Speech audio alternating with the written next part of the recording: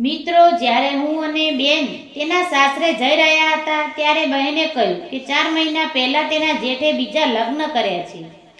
તેની બીજી પત્ની ખૂબ જ સુંદર છે. તેની પહેલી પત્ની સંતાન ન થતું, તેથી લગભગ 7 વર્ષ પછી તેણે છૂટાછેડા આપી દીધા. હવે બીજી પત્ની મુંબઈની છે અને તેના જેઠની સાથે તેની કંપનીમાં ફાઇનાન્સ વિભાગમાં હતી. આ બધી વાતો કરતા કરતા મેં દીદીના સાસરે પહોંચી ગયા.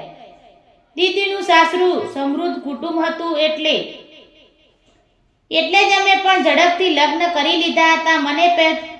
ઘરે પહોંચ્યા ત્યારે દીદીના સાસુ અને જેઠ હોસ્પિટલ જવા રવાના થઈ રહ્યા હતા. દીદીએ તેમને ચરણ સ્પર્શ કરી આશીર્વાદ લીધા તો દીદીએ સાસુએ અમને આરામ કરવાનું કહ્યું અને એમ પણ કહ્યું કે તમે સાંજે દવાખાને આવજો. પછી સાસુ ત્યાંથી ચાલ્યા ગયા. અમે બંને ઘરમાં પ્રવેશ ત્યારે દીદીની જેઠાણી, બીજી સુંદર સ્ત્રી, તેની સાથે બહાર આવી. જેઠાણીએ બહેનને ગળે લગાવીને કહ્યું, આ મારી બહેન છે.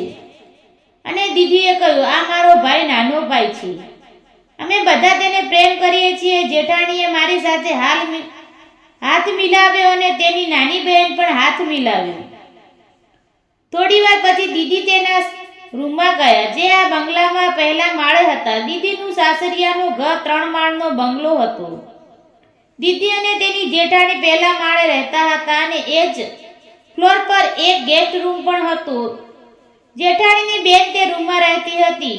દીદીએ તેના સામાન બેડરૂમમાં રાખ્યો અને આવીને મને બીજા ગેસ્ટ રૂમમાં લઈ ગઈ. પણ ત્યાં કોઈ વોશરૂમ ન હતું, તેથી મારે કોમન બાથરૂમનો ઉપયોગ કરવો. પ્રથમ મારે જ્યારે બહેન મને ગેસ્ટ રૂમમાં લઈ ગઈ ત્યારે મેં બહેનને કહ્યું, બંને ખૂબ જ સુંદર છે. બહેને કહ્યું, હા, બંને સુંદર તો છે. મારા પતિને જેમ મારા જેઠ પણ આખો દિવસ પૈસા પાછળ દોડતા રહે છે. મેં કહ્યું, હું ટ્રાય કરું. દીદીએ કહ્યું, ધ્યાન રાખજે, આ મારું સાસરું છે. મેં કહ્યું, દીદી ચિંતા ના કરો, હું બધું આરામથી કરીશ. દીદીએ ગુસ્સાથી મારી સામે જોયું, આંખ મીચીને બહાર નીકળી ગઈ. જ્યારે દીદી બહાર ગઈ ત્યારે હું ફ્રેશ થવા બહાર કોમન બાથરૂમમાં ગયો ત્યારે અચાનક કોઈએ આવ્યું. મેં જોયું તો તે જેઠાણીને દીદી હતી. હું જલ્દી નહાવા લાગ્યો. થોડી વાર પછી હું નાહીને બહાર આવ્યો ત્યારે જેઠાણી અને તેની બહેન બંને મારી સામે જોઈને હસતા હતા. તે સમયે હોલમાં કોઈ ન હતું, માત્ર હું અને બંને બહેન ત્યાં હતા. જેઠાણીની બહેને કહ્યું કે કેમ છો તમે, કોણ યાદ કરી રહ્યા હતા? મેં કહ્યું, હું તમારા વિશે જ વિચારતો હતો, તું બહુ સુંદર છે. પછી જેઠાણી બોલી અને મેં કહ્યું, જો તે સી છે તો તમે સવાસી છો. જ્યારે મેં જોયું તો દીદી તેના રૂમમાંથી મારી સામે જોઈ રહી હતી અને હસીને હસતી હતી. દીદીએ અમારી બધી વાતચીત સાંભળી લીધી હતી. પછી હું મારા રૂમમાં ગયો અને કપડાં બદલી હું હોલમાં પહોંચ્યો ત્યારે દીદી અને તેની જેઠાણી અને તેની બહેન સાંજનો નાસ્તો અને ચા લઈને બેઠા હતા. ચા અને ડ્રાયફ્રૂટ સિવાય દીદીએ મને બીજું ઘણી બધી વસ્તુઓ પણ પીરસી હતી, પણ મેં માત્ર ડ્રાયફ્રૂટ્સ અને ચા પીધી હતી.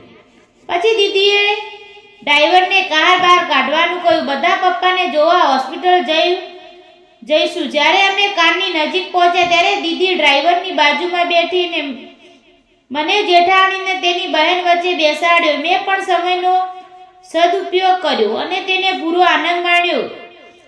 દીદી ડાબી બાજુના અરીસામાંથી બધું જોઈ રહી હતી અને હસતી હતી. મારી નજર તેના પર પડતા તેણે મને સાવચેત રહેવાનો ઇશારો કર્યો. ડ્રાઈવર જોઈ શકે છે. ત્યારબાદ ડ્રાઈવરે કહ્યું, હોસ્પિટલ આવી ગઈ છે, હું કાર પાર્ક કરું છું બહાર. મેં કહ્યું, એ સારું છે. પછી હું કારમાંથી નીચે ઉતરીને લિફ્ટ લીધી અને બીજા માળે આવ્યો. જ્યારે દીદીના સાસરામાં હતા અને અમે ત્યાં ગયા. હું, દીદી, જીજુના ભાઈ, દીદીના સાસુ, જેઠાણી ને તેની બહેન બધા બહાર ઊભા હતા. થોડી વાર પછી ડોક્ટર બહાર આવ્યા. તેમની આખી ટીમ સાથે રાઉન્ડ લગાવ્યો અને કહ્યું કે દીદીના 3 કલાક પછી હોસ્પિટલના વોર્ડરમાં શિફ્ટ કરશે. ડરવાની કોઈ વાત નથી. હવે દીદીના સાસુ ખૂબ ખુશ થઈ ગયા અને તેમને હાથ જોડીને ડોક્ટર સાહેબને સલામ કરી. ડોક્ટર સાહેબ પણ તેમને સલામ કરીને ચાલ્યા ગયા. હવે બધાનો ચહેરો એકદમ હળવો થઈ ગયો. થોડી વાર પછી જીજુએ કહ્યું કે તેને એરપોર્ટ જવું છે. તેની બહેન અને જીજાજી મુંબઈથી આવી રહ્યા છે.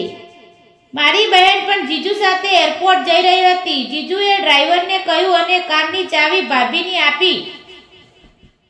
ભાભીના સાસુએ કહ્યું, હું અને તારા પતિ અહીં રાત રોકાઈશું અને અમે કાલે સવારે ઘરે આવીશું. જ્યારે અમે બધા પાર્કિંગમાં પહોંચ્યા ત્યારે જેઠાણીને તેની બહેને કહ્યું, આપણે થોડી ખરીદી માટે બજારમાં જઈ રહ્યા છીએ અને તમારો ભાઈ પણ અમારી સાથે બજારમાં જશે.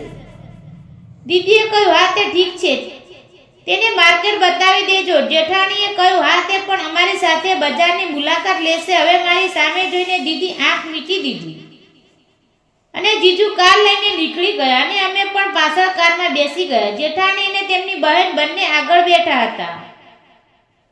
હું પાછળ એકલો હતો. બંને વાહનો મુખ્ય હાઈવે પર આગળ વધી રહ્યા હતા. થોડી વાર પછી દીદીના કાર જે અમારાથી આગળ જતી હતી તે ડાબી બાજુ વળી અને અમે સીધા હાઈવે પર આગળ વધ્યા. થોડી વાર પછી ભાભીએ કાર ડાબી બાજુ રોકીને તેની બહેન ઝડપથી કારમાંથી નીચે ઉતરી અને પાછળ આવીને બેઠી. હું સમજી ગયો કે તેને પણ મારી સાથે બેસવું જ છે. થોડા દૂર ગયા પછી કાર ડાબી બાજુ વળી. કાર વળતા તેને મારા પર પડવાનો ડોળ કર્યો અને પછી આ બધું લાંબા સમય સુધી થતું રહ્યું. પછી ભાભીએ કહ્યું, મારા પતિ પાસે મને જવાનો સમય નથી. મેં કહ્યું, તમે મુંબઈના રહો છો, ક્યારે મને યાદ કરો કે? પછી ભાભીએ કહ્યું, મને નહોતી ખબર કે તમે મુંબઈમાં રહો છો. હું 10 દિવસ પછી મુંબઈ આવી રહી છું. પછી સામી સાથે મસ્તી કરીશું. મેં કહ્યું, તમારા ઘરે કોઈ સમસ્યા હોય તો મારા ઘરે આવો. મેં અમારા વાત દરમિયાન ભાભીને ઘણું બધું બતાવ્યું હતું. કારના ચારે કાચ ચડાવેલા હતા. સાંજના 8:30 વાગ્યા હતા, તેથી કોઈને કંઈ દેખાતું નહોતું. ભાભીએ કહ્યું, જુઓ, કારને બરાબર સ્વિચ કરો. પછી હું કારની એવી સ્વિચ કરી કે ભાભી ખુશ થઈ ગઈ. પાછળની સીટ પર સૂઈ ગઈ. હું પાછળથી સીટ પર સૂઈ રહ્યો હતો. હવે થોડી વાર પછી તેની બહેન આવી. કારની સ્વીટ કરવા પછી તેની કાર સ્વીટ કરી. પછી ઘડિયાળમાં જોયું તો 9:30 વાગી ગયા હતા. હવે અમે ત્રણેય ઘર તરફ નીકળ્યા. ઘરે પહોંચ્યા તો ઘરે કોઈ ન હતું. ઘરના નોકરે કહ્યું કે જીજુને ફોન કર્યો હતો. મેં મુંબઈની ફ્લાઇટ રાતે 11 વાગ્યા સુધીમાં પહોંચી જશે. એરપોર્ટમાંથી બહેનના સાસરિયાના ઘરના રસ્તો 90 મિનિટનો હતો. અમે ત્રણેય ઝડપથી અમારા રૂમમાં ગયા. અમારા કપડાં બદલ્યા અને ગેસ્ટ રૂમમાં ભેગા થયા. ગેસ્ટ રૂમમાં ફૂલો ખીલવા લાગ્યા. ભાભીએ કહ્યું કે તેની પાસે ઘણા પૈસા છે પણ કોઈ સારી સ્વિચ આપનાર વ્યક્તિ ન મળ્યો, પણ તેમને મળીને સારું લાગ્યું. અમે લગભગ 1 કલાક સુધી બધી સારી રીતે સ્વિચ આપી અને પછી કપડાં બદલીને તે હોલમાં આવી અને સોફા પર બેસી ગઈ. પછી ભાભીએ નોકરાણીને ચા બનાવવાનું કહ્યું. ત્યાં સુધીમાં બહેન અને જીજુ પણ આવી ગયા હતા. પછી મેં બહેનને ગુપ્ત રીતે સંકેત કર્યો કે કામ થઈ ગયું. બહેન પણ ખુશ થઈ ગઈ, પોતાના રૂમમાં ગઈ. મિત્રો, વિડીયો ગમ્યો હોય તો લાઈક અને ચેનલને સબસ્ક્રાઇબ કરવાનું ભૂલશો નહીં. ધન્યવાદ.